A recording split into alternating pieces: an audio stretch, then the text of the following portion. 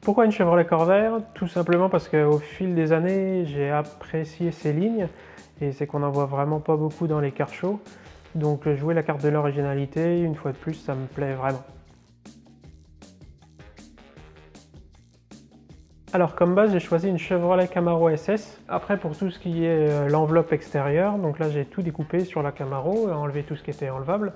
Et je suis venu copier une Chevrolet Corvair de 1966 en fibre de verre pour pouvoir en fait adapter cette fameuse enveloppe au mieux sur cette nouvelle plateforme. Puisque cette plateforme-là, maintenant, l'empattement est plus grand de 80 mm. Donc il a fallu que je réagrandisse son empattement, il a fallu que j'augmente la ceinture de caisse pour pouvoir avoir un look beaucoup plus actuel. On a l'impression que la voiture est déjà top shopée. Donc ça c'est vraiment un plus, on a perdu quasiment 10 cm en hauteur de vitre.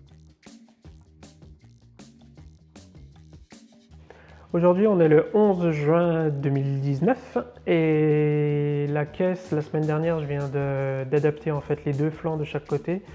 Hier et aujourd'hui je suis venu greffer le capot sur mes flancs.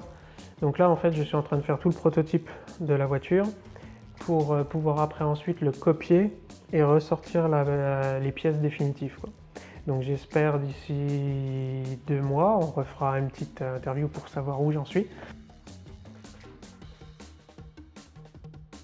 Non, pas forcément, tout se passe comme prévu parce qu'il y a des choses comme là, les charnières de capot qui sont trop hautes par rapport à ma nouvelle ligne.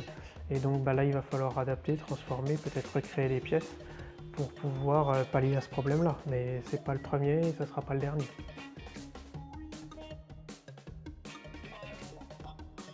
On est en pourparlers avec Revo Motorsport pour avoir les jantes.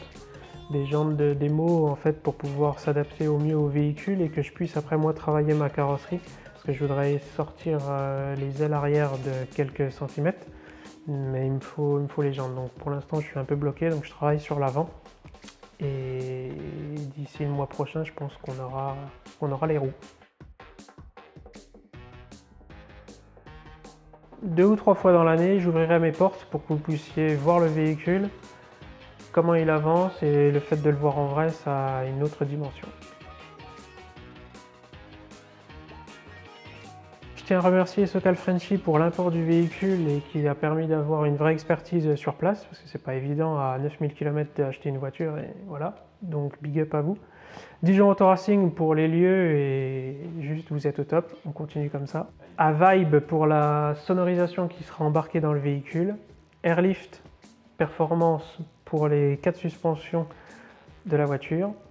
Sparks, c'est pour toute la communication. Grâce à lui, vous pouvez me voir et me suivre sur les réseaux sociaux.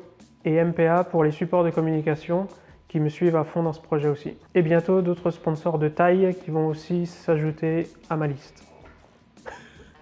N'hésitez pas à nous suivre sur Facebook, Instagram et YouTube. Corvair 2020 New Ride.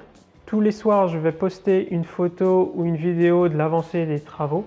On se voit plus tard pour une autre interview parce que là, j'ai encore du boulot. Ciao! Ça enregistre là? Ouais. On fait déjà les bêtisiers?